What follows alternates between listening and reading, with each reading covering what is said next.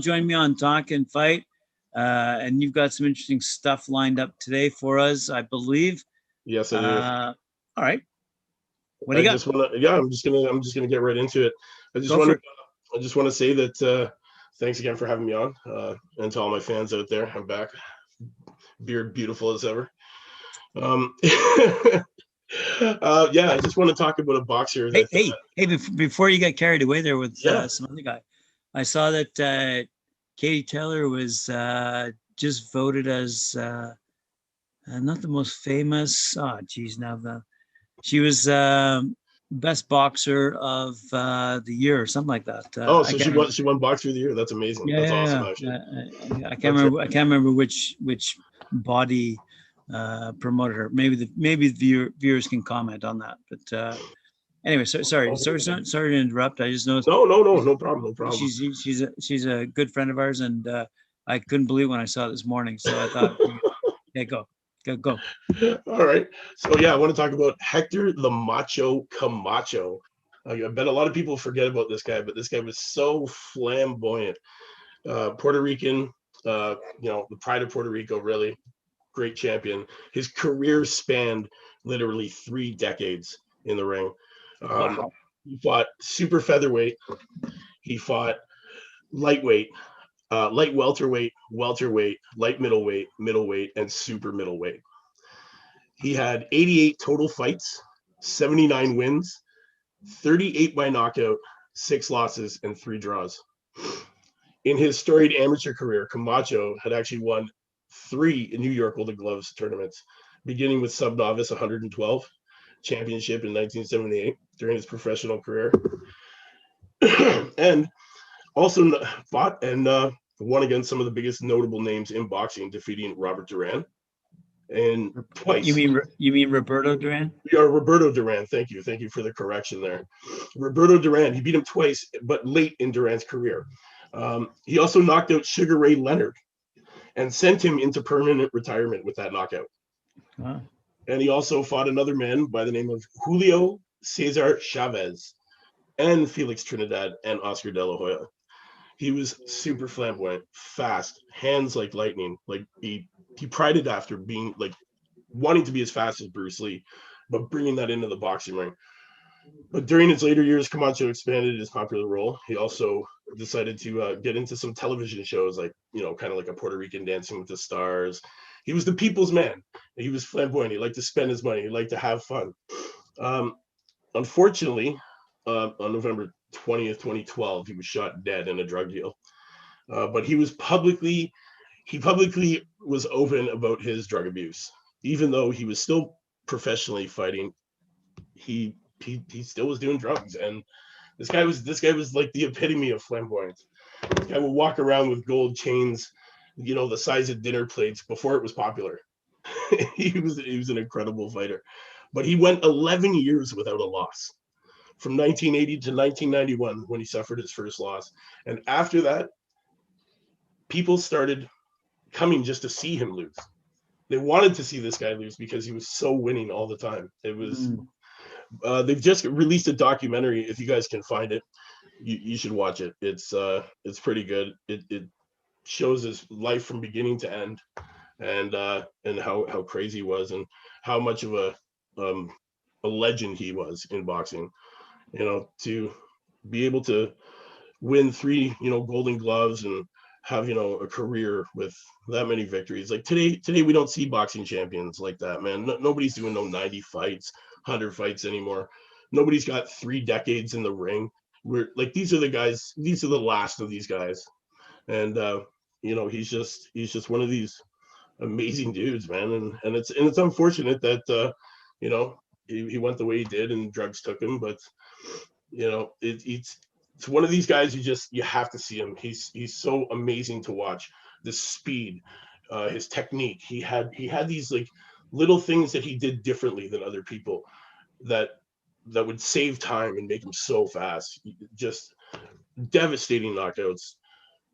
He just overwhelmed everybody that he ever fought. I don't know. Have you ever seen him, Graham? Do you know who I'm talking about? I never saw him live or on TV, but I've only seen his YouTube fights. Nice. Yeah, well, you know what? that's all. I guess that's all you can really watch these days is YouTube fights. To be honest, there's not. Well, unless you're old like me. Yeah, unless you're old like you and got them on VHS over in the background, eh? Bring out that VHS player. They're on some old HBO boxing sports. Right on. Man, this guy was great. I just wanted to. Out of curiosity, Yeah, where was he killed? Was he killed in Puerto Rico? he was actually killed in Puerto Rico with a childhood friend. They were going to do his childhood friend was going to do some drug deal. Shots were fired. His buddy was killed outside of the car. Bullets hit the car, hit him in the I guess in the head and in the body. He died 4 days later in hospital. His mom took him off life support. He was clinically brain dead. It's just he had a troubled life, and it caught up with him, which is unfortunate because the guy was he was so loving, so caring. He loved his people, he loved his city, he loved his country, and he was a great champion, man, a real great champion. Yeah, I believe there have been a couple of really excellent, not only fighters but also baseball players come out of the Puerto Rico island, the island of Puerto Rico. Anyway, and an interesting sidebar when I was in Puerto Rico a few years ago with Christian from the panel. We were at dinner with some friends and they asked us, blah, blah, blah, about stuff. And we said, well, we're from Toronto. Well, what's the crime rate like in Toronto? How many murders you got a year? And we said, 40, 50. And so for a city of like 4 million odd people, that wasn't so bad. But for an island of 4 million odd people, they had something like 400, 500 murders a year. So although we like to go down to Puerto Rico and enjoy the golf courses and the fun and the sun, it's an incredibly tough, competitive environment to grow up. So I can only imagine, That's why these guys are so dedicated, man, because it's either they're gonna turn to boxing and do something with their life, or they're gonna end up running on the streets and probably not even seeing their 20s, because it's poverty. It's sad that it happens like that, but it also produces some of the greatest athletes the world's ever seen. It's just that drive and determination to succeed and get out of the crap, really. Absolutely. Well, thanks very much, Mike. I appreciate that. Yeah. Having said that, and knowing that we're live broadcasting to the world right now. Yes, world, what's up? Yeah, well, now that we're live broadcasting the world, I just stopped in to say this, get out there, find that documentary, man. You'll enjoy it. It's a really good story. It'll bring awareness really to man, like I miss it. I don't think we're ever going to see these guys again. Like, these kind of boxers, man, that fought, from 1980 to 2010. Like that's a huge career, man. And it's a lot of fights, 80. As a matter of fact, we were talking to Scotty Olson last night, and he was saying after his amateur career, he fought close to a dozen fights down in LA. No, sorry, Las Vegas. And he was curious as to why he was never recognized by the Nevada Boxing Association. So a lot of these guys have professional careers that often go unrecognized despite their victories, despite their commitment. So I can only imagine how hard it is from guys from like Puerto Rico.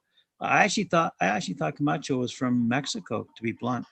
Yeah, so did I originally, but then I just looking him up and watching this documentary, it really showed me, man. This guy was, buy the Lamborghini, drive down to Spanish Harlem, get out on the street in a friggin' what should be worn by a WWE wrestler, a flamboyantly gold and sparkle jacket, no shirt on, just walking around like he was king shit, and just not a care in the world, man. The world, he has a world on his shoulders, and he was unstoppable, and he just his fighting style, man. I don't think we're gonna see another man in the ring like him for a long time.